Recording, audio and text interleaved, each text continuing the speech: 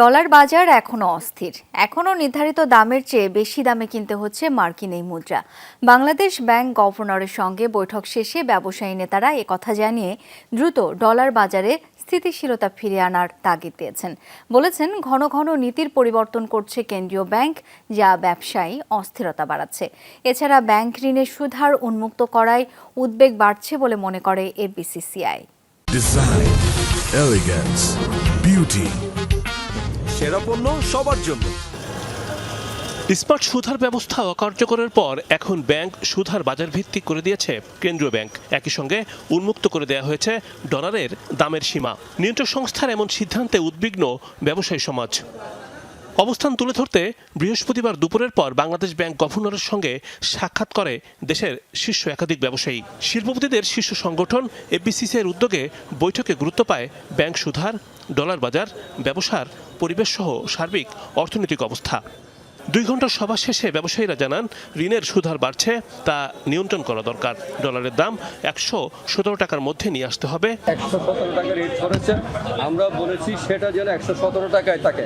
উনি আমাদেরকে বলেছে 117 টাকা +1 অথবা -1, এর বাইরে যাবে না। সুদের হার বাড়ানোর ব্যাপারটা আমরা ওনাকে বলেছি, উনি বলেছে এটা মার্কেটের উপরে আমরা ছেড়ে দিয়েছি।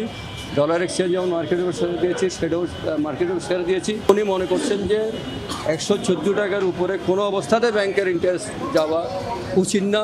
মন্দা থেকে উত্তরণের জন্য বারবার নীতির পরিবর্তন করছে কেন্দ্রীয় ব্যাংক, তবে চাঙ্গা হচ্ছে না অর্থনীতি। এমন অবস্থায় দক্ষতার সঙ্গে সিদ্ধান্ত নেবার পরামর্শ দেওয়া হয়। পলিসিতেও যেন লং টার্ম পলিসিটা স্টেবল থাকে, এবং এইটা উনি আমাদেরকে এনশিওর করেছে যে এখন থেকে আর পলিসিটা স্টেবল থাকবে। ব্যবসায়ীরা জানান, অর্থনীতিতে স্থিতিশীলতা না আনা গেলে স্থবির হবে বিনিয়োগ, বাড়বে না কর্মসংস্থান। ইন্টারেস্ট রেট যেন আর না বাড়ে, কারণ ইন্টারেস্ট রেট বাড়লে তো খেলাপি ঋণ বাড়বে, সিঙ্গেল এক্সপোজারের জন্য খেলাপি ঋণ বাড়বে। এগুলো তো একটার সাথে একটা রিলেট করে। এক্সচেঞ্জ লসে তো সিরিয়াস এফেক্ট হয়েছে বিভিন্ন বড় বড় কোম্পানিগুলি। ইন্টারেস্ট রেট হিসাব করলাম যে আমি 9% বা 10%, এখন যদি 14% দিতে হয়, তাহলে তো আমার কস্টিংটাই মিলে না। শিল্পাঞ্চলের বাইরে শিল্প স্থাপন নিয়ে বাংলাদেশ ব্যাংকের নতুন সার্কুলার নিয়েও জানানো হয় আপত্তি। অর্থনৈতিক অঞ্চল এবং শিল্পাঞ্চল ছাড়া বিনিয়োগ করা যাবে না।